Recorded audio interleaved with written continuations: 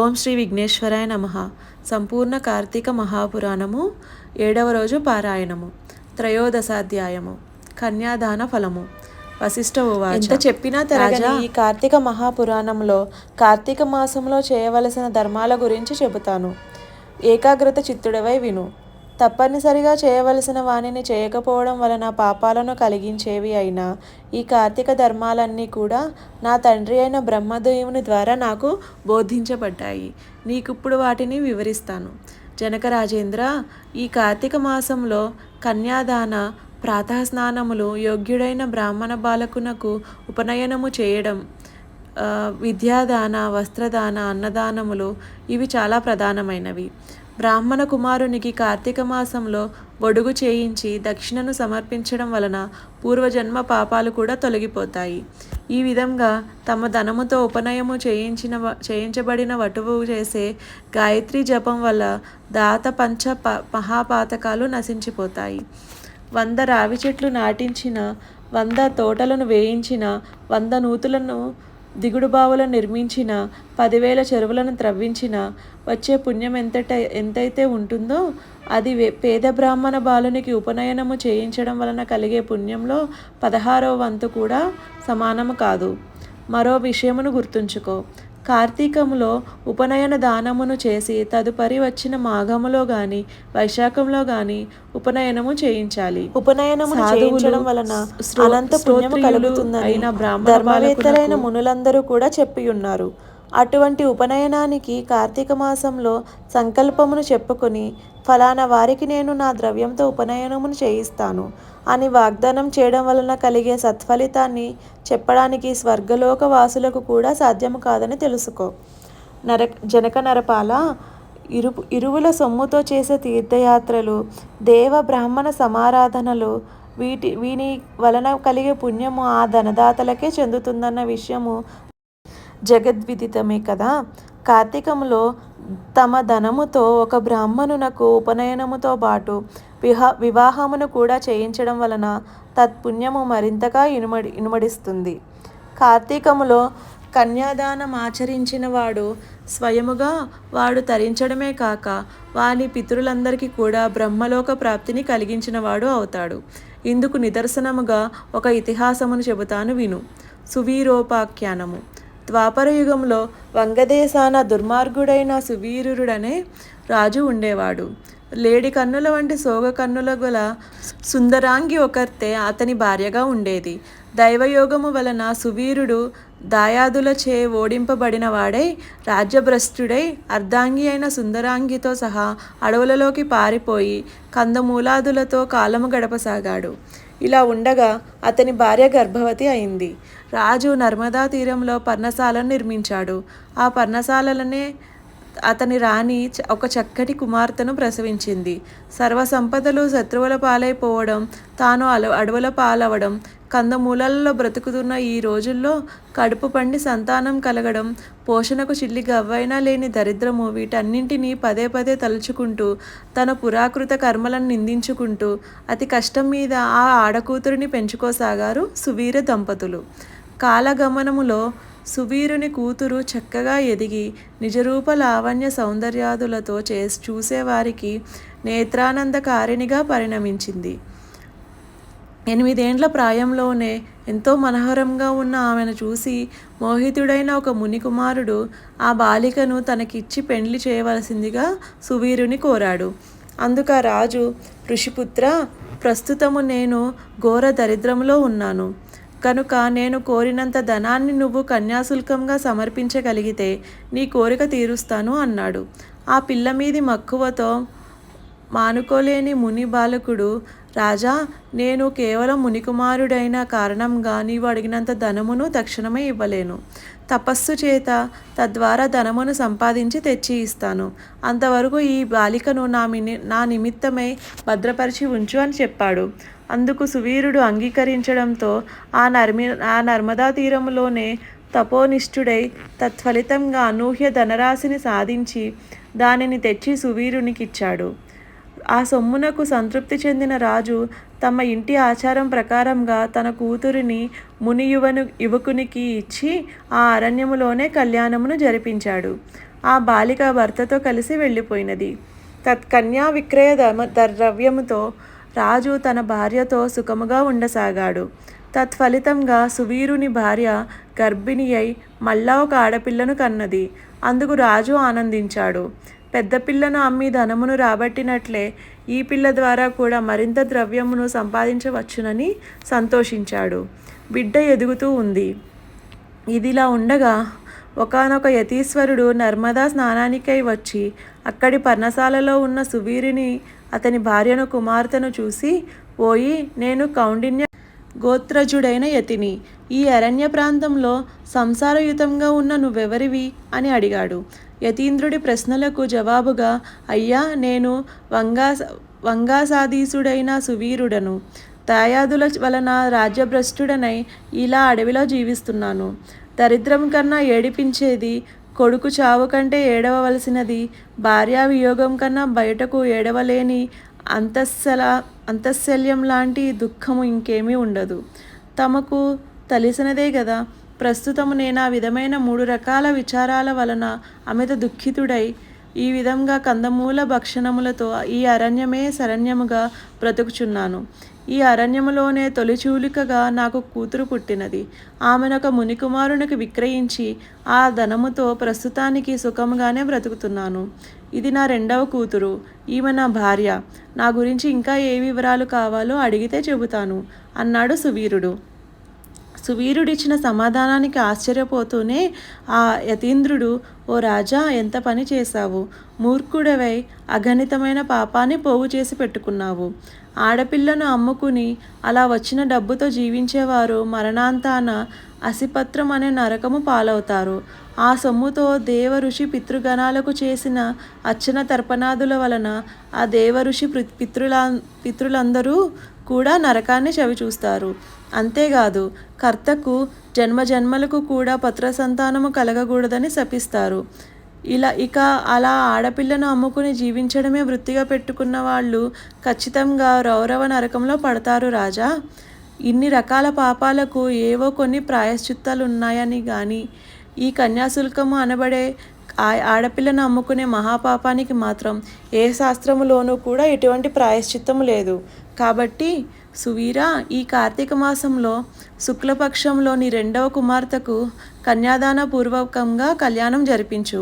కార్తీక మాసంలో విద్యా తేజస్సుల యుక్తుడైన వరునికి కన్యాదానము చేసినవాడు గంగాది సమస్త తీర్థాలలోనూ స్నానదానాదులు చేయడం వలన కలిగే పుణ్యాన్ని యథోక్త దక్షిణాయుతంగా అశ్వమేధాది యాగములను చేసిన వాళ్ళు పొందే సత్ఫలితాన్ని పొందుతాడు అని హితబోధ చేశాడు. కానీ నీచబుద్ధితో కూడుకొని ఆ సువీరుడు ఆ సజ్జన సద్బోధను కొట్టిపారేస్తూ, బాగా చెప్పావయ్యా బాపడా. పుట్టినందుకు గాను పుత్రద్వారా ఈ గృహ క్షేత్ర వాసోవసు రత్నాది అలంకారాదులతో ఈ శరీరాన్ని పుష్టిపరచి సుఖించాలే గాని ధర్మము అంటూ కూర్చుంటే ఎలాగా? అసలు ధర్మం అంటే ఏమిటి? దానం అంటే ఏమిటి? ఫలం అంటే ఏమిటి? పుణ్యలోకాలంటే ఏమిటి? అయ్యా ఋషిగారు, ఏదో రకంగా డబ్బును సంపాదించి భోగాలు అనుభవించడమే ప్రధానము. పెద్దపిల్ల విషయంలో కంటే అధికంగా ధనమిచ్చేవానికే నా చిన్నపిల్లను కూడా ఇచ్చి పెండ్లి చేసి నేను కోరుకునే సుఖభోగాలన్నీ అనుభవిస్తాను. అయినా నా విషయాలన్నీ నీకెందుకు? నీ దారిన నువ్వెళ్ళు అని కసిరి కొట్టాడు. అంతటితో ఆ తాపసి తన దారిన తాను వెళ్ళిపోయాడు. ఈ సువీరుని పూర్వీకులలో శృతకీర్తి అనే రాజొకడున్నాడు. సమస్త సద్ధర్మ ప్రవక్త, శతాధిక యాగకర్త అయిన ఆ శృతకీర్తి తన పుణ్యకార్యాల వలన స్వర్గములోని ఇంద్రాదుల చేత గౌరవింపబడుతూ సమస్త సుఖాలను అనుభవిస్తున్నాడు.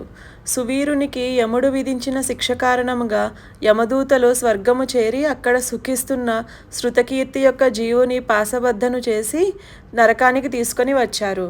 ఆ చర్యకు ఆశ్చర్యపడిన శృతకీర్తి యముని ముంగిట నిలబడి, స్వర్గములో ఉన్న నన్ను ఇక్కడికి ఎందుకు రప్పించావు? నేను చేసిన పాపమేమిటి అని నిలదీసి అడిగాడు.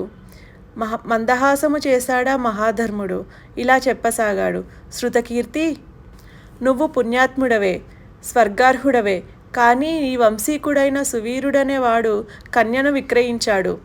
అతగాడు చేసిన మహాపాపం వలన అతని వంశీకులైన మీరంతా నరకానికి రావలసి వచ్చినది. అయినా సువీరుని రెండవ కుమార్తె నర్మదా నది తీరాన గల పర్ణశాలలో తన తల్లితో జీవిస్తూ ఉంది. ఆ బిడ్డకింకా వివాహం కాలేదు. కాబట్టి నువ్వు నా అనుగ్రహం వలన దేహివై అక్కడకు వెళ్ళి అక్కడ యోగ్యుడైన వరునికి ఇచ్చి కన్యాదాన విధానముగా పెండ్లిని జరిపించు.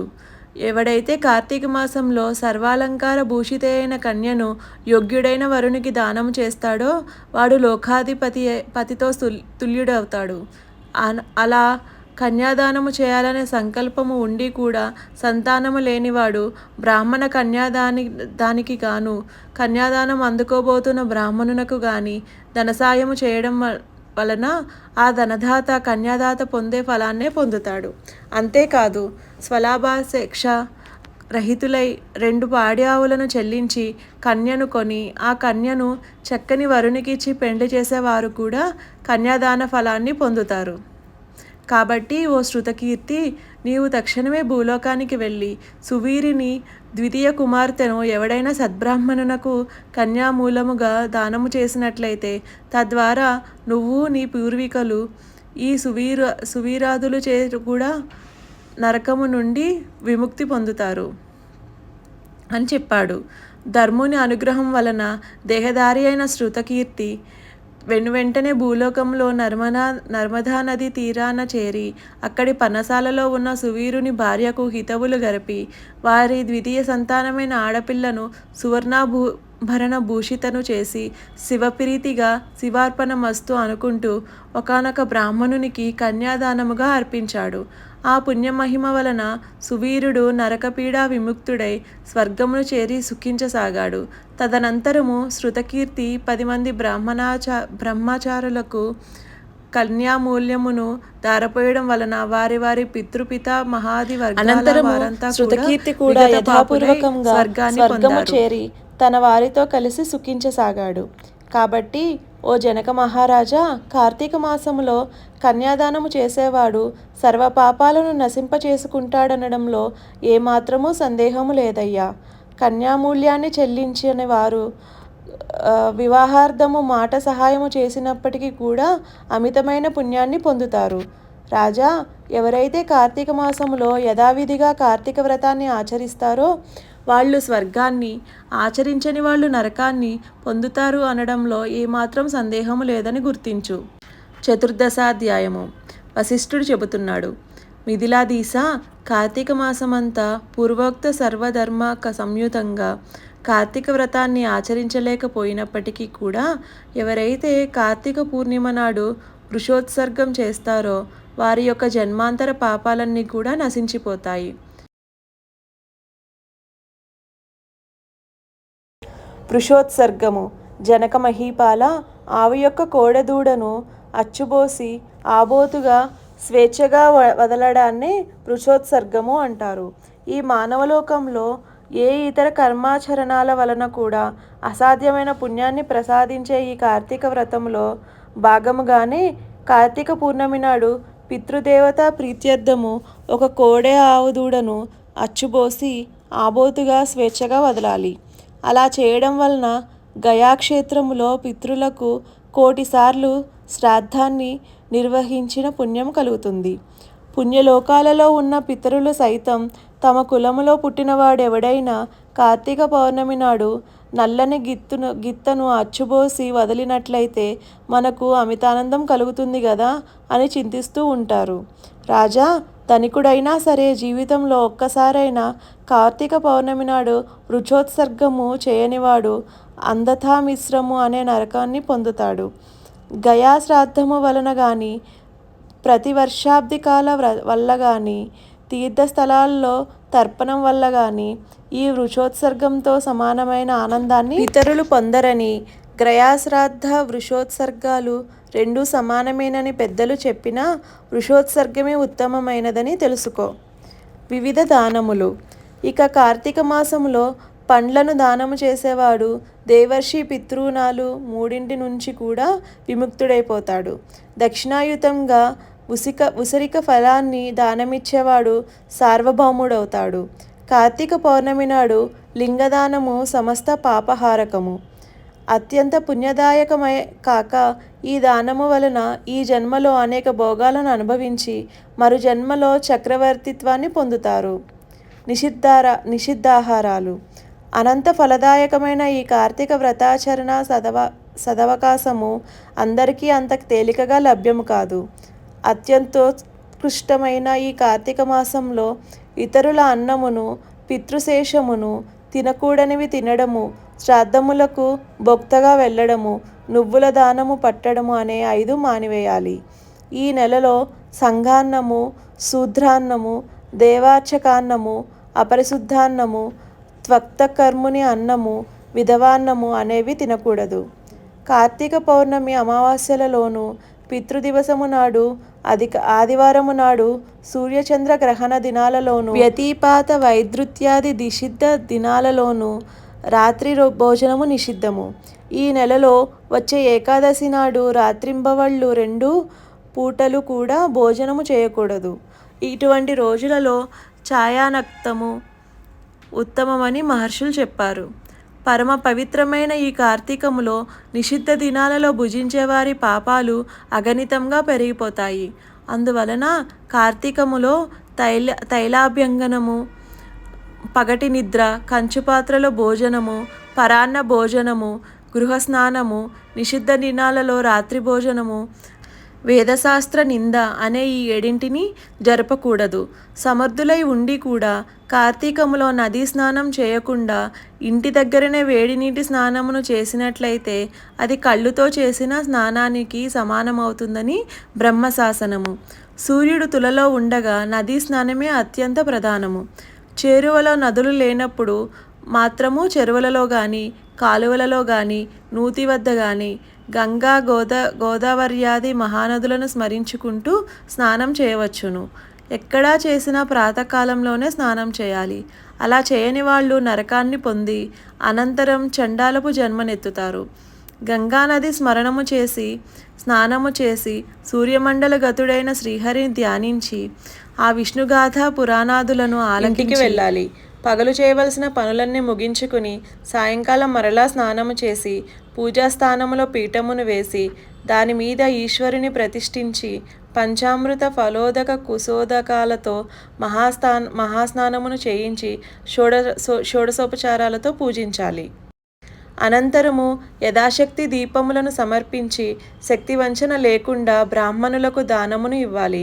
ఈ ప్రకారంగా కార్తీకము నెల్లాళ్ళు కూడా బ్రాహ్మణ సమేతంగా నక్తవ్రతాన్ని ఆచరించేవాడు 100 వాజపేయాలు 1000 సోమాశ్వమేధాలు చేసిన ఫలాన్ని పొందుతాడు.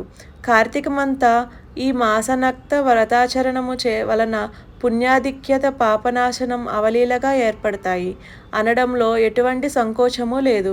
కార్తీక చతుర్దశి నాడు పితృప్రీతిగా బ్రాహ్మణులకు భోజనం పెట్టడం వలన వాళ్ళ యొక్క పితాళ్ళందరూ కూడా సంతృప్తులు అవుతారు. కార్తీక శుద్ధ చతుర్దశి నాడు ఔరసపుత్రుడు చేసే తిలతర్పణము వలన పితృలోకము సర్వము తృప్తి చెందుతుంది. ఈ చతుర్దశి నాడు ఉపవాసం ఉండి శివారాధన చేసి తిలలను దానము చేసినవాడు కైలాసానికి క్షేత్రాధిపతి అవుతాడు. ఈ కార్తీక వ్రతాన్ని ఆచరించిన వాళ్ళు తప్పకుండా తమ పాపాలను పోగొట్టుకున్న వాళ్ళయి మోక్షగాములవుతారు. జనక మహారాజా, కార్తీక పురాణములో ముఖ్యంగా ఈ 14వ అధ్యాయాన్ని శ్రద్ధాభక్తులతో వినినా కూడా వాళ్ళు సమస్త పాపాలకు ప్రాయశ్చిత్తము చేసుకోవడం ద్వారా కలిగే ఫలాన్ని పొందుతారు. ఏవం శ్రీ స్కాంద పురాణాంతర్గత కార్తీక మహత్యే త్రయోదశ చతుర్దశాధ్యాయో సమాప్తః. 7వ దినము పారాయణము సమాప్తము. ఓం నమః శివాయ.